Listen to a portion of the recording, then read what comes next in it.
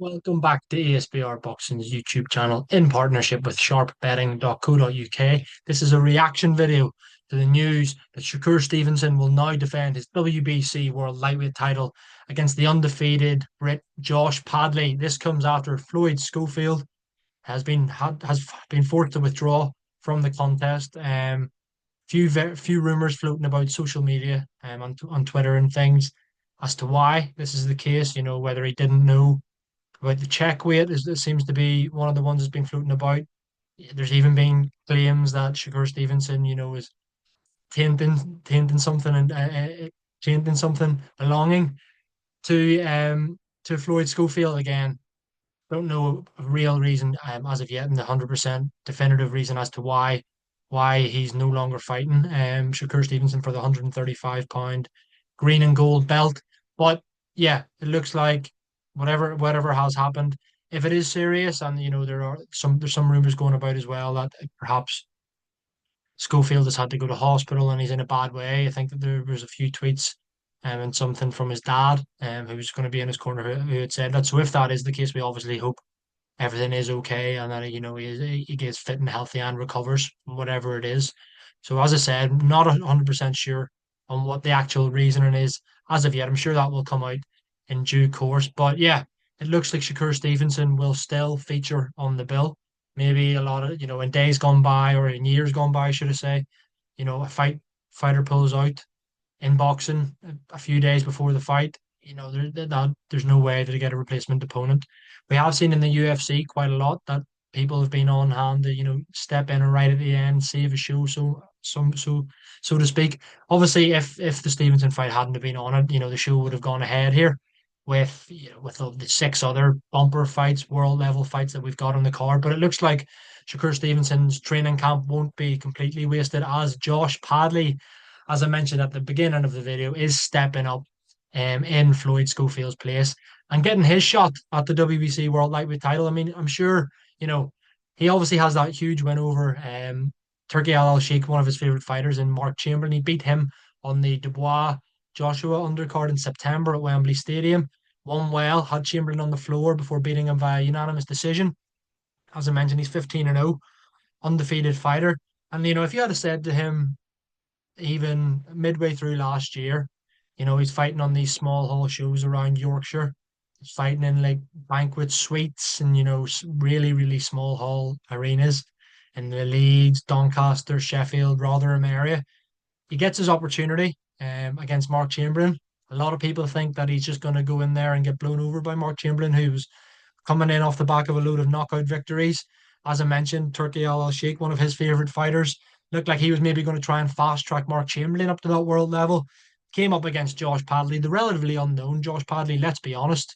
Um, and yeah, he got comprehensively outboxed in my opinion. I was there that night, and he was well. He deserved his victory, Padley, against Mark Chamberlain, and that was in September. Obviously, he is back now. He is back now to step in at the last minute and fight for the WBC World Lightweight title against Shakur Stevenson. I mean, incredible. He's fair play to him. Those last couple of fights he had have been at super lightweight, but I think he is a lightweight fighter.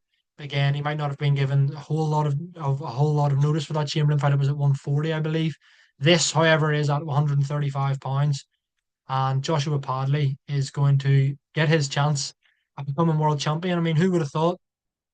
Again, you gotta mention that we're not silly, and most boxing fans know he's up against it here. It's a huge ask fighting not only a world champion, but in Shakur Stevenson, he might not be the biggest puncher, or some people might find him not as entertaining to watch as some others.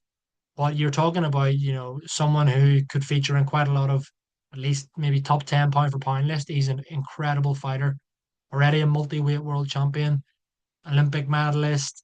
He's just incredible. A lot of people would back him to be the best lightweight in the world, beating the likes of your Tank Davis, your Keyshawn Davis now as well. A lot. That's how highly people rate Shakur Stevenson. As I said, maybe not the biggest puncher. Has won his last two fights via comprehensive unanimous decision. Only has that 10 knockouts in his 22 victories. Josh Padley not as seen as a huge puncher, as I said as well. He's four knockout victories in his 15 fights so far. Um, but did have Mark Chamberlain on the deck in that last fight, as I mentioned. When you look at Padley, I mean, he's never actually gone 12 rounds. He's gone 10 rounds twice, as I mentioned, against Mark Chamberlain last time out, and when he fought Jimmy First, who was undefeated at the time, for the Central Area lightweight title. So there you go. In the space of 2 years, he's gone from fighting Jimmy for a Central Area title, in Bradford, to now fighting at the Kingdom Arena in Riyadh, Saudi Arabia, on one of these humongous Riyadh season cards, like sharing the bill with the likes of Artur Beterbiev, Dmitry Bivol, Daniel Dubois. As I've said, he's fighting Shakur Stevenson's going to be opposite him in the corner. But I mean, huge, huge ask. But you just got to take your hat off to him, don't you? Like, I mean, fair play, stepping up. I hope he's getting paid handsomely for this, because he is really, really up against it. Now you would say this is an entirely one-sided fight.